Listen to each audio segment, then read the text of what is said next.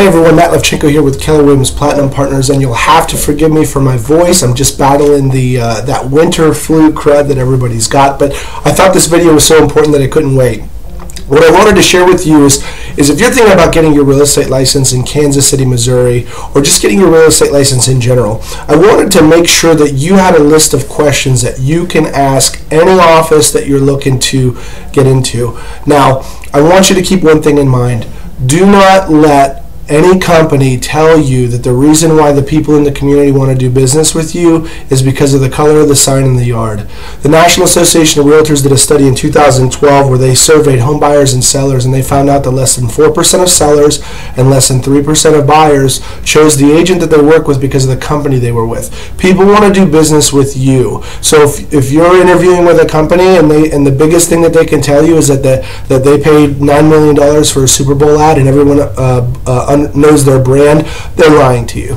So here's 10 questions that you're going to want to ask to make sure that you're making a really great decision when you decide to change and get into a career in real estate. So, ready? Number one, and I believe this is the most important one, and that is new agent training. If you're coming into the business from another industry, there's so much you don't even know. And for the first several transactions when I was in real estate selling actively, I thought I was going to get sued on every single one. I just happened to luck into a company and a culture that had so much support and help that made all the difference for me. So number one is, what kind of new agent training do they have? What are the costs of that training? Do they have any metrics or statistics of the last 12 months or 6 months of agents that are in the program, and what kind of production they're getting into, how fast, and what you can expect from that program as far as accountability, training, material, systems, etc. So new agent training is huge. Number two, not only does new agent training matter, but what does the overall training calendar for the office look like? Are you going into a company that is learning based, or just really focused on productivity and get it on your own? So ask for the calendar. Now when you take a look at the calendar, are these classes free or included into the fees and the dues that you're paying into the company? If not, how much? Are they, and who are they being taught by? Are they being taught by current agents, staff, local top producers, or is the company also bringing in regional and national top producers and certified trainers and teachers? Good. Number three, what strategies or systems is this company educating or employing to allow their agents to outperform the average agent in the market? In our office here, what we do is we actually track what the market is doing. The MLS, we track 8 different categories based on year over year. So right now we're looking at 2000 and the last 12 months up to right now versus the prior 12 months before that, what the market's doing, and then we're also juxtaposing what our agents, their levels of production over top of it. And so our agents are on average outperforming the MLS by a certain percentage point, and that shows that the company has validity in their training and their system. So ask that company, how are your agents outperforming the average agent in the MLS, and then what strategies and systems are they using? We've got a very simple game book, and everything that we teach is in this book, and we coach out of this thing as well, so we can answer that very specifically for you. Number four, this is where usually most people start, but it's actually one of the least things that you need to consider, is what are the splits? What am I actually paying into the company? And here's another thing that's really important. Are all the splits inside this office the same? Is everyone paying in the same amount? And if not, why not? If Joe or Sue, agent over there who's brand new, is getting a better split, why? Did they ask something I didn't ask, etc.? And then the next question that you should be asking is, if I do pay in a split, when does it go away? At what point does the office say that enough's enough?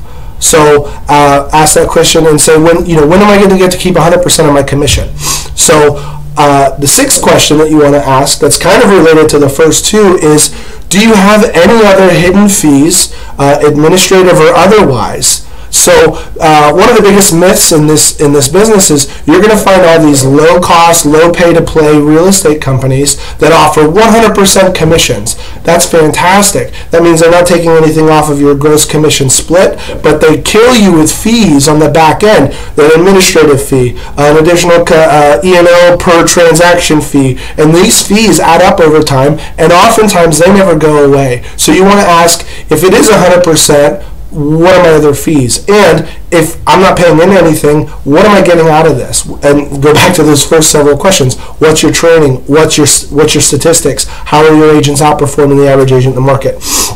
Another question you may want to ask, and not a lot of companies can answer this, is how much of the profits for the company did you share back with your agents who helped it grow?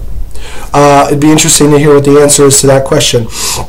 Another question that you can ask is, can I take a look at the office's financial statement? Is this an office that's going to be around? If I'm going to invest into my business, how are you guys handling the money that's coming in? Can I take a look and make sure you're solvent? That if I put in my business and I invest into my signage and everything, that are you going to be here next year? Ask them to take a look at your financial statement. At our company here at Keller Williams Platinum Partners, our books are completely transparent and wide open. Anyone can take a look at our financials at any time, because we also participate in profit sharing with our agents. And so in order to do so, we have to be completely transparent. Everyone knows where every dollar goes.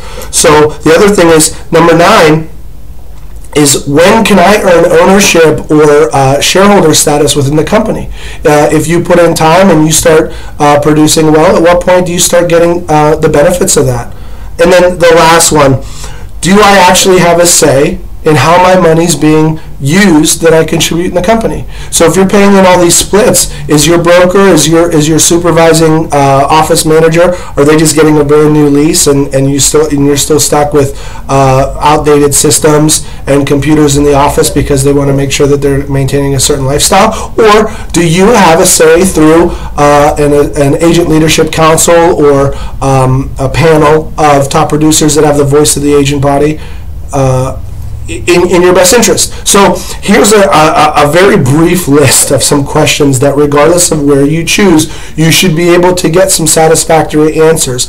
If not, you really need to call us. If you don't like what you're hearing, you need to come and take a look at what we're offering here and find out why more new and producing agents are coming over to Keller Williams, that we may not be on paper immediately less expensive, but the thing is that rich people talk about what the end result is in their business, and poor people talk about cost. So if it's just about the cost, you're not seeing the opportunity and the growth. And that's why more top producing agents and new agents who have a growth-based learning mindset join Keller Williams, and their businesses flourish by 30 to 40% year over year.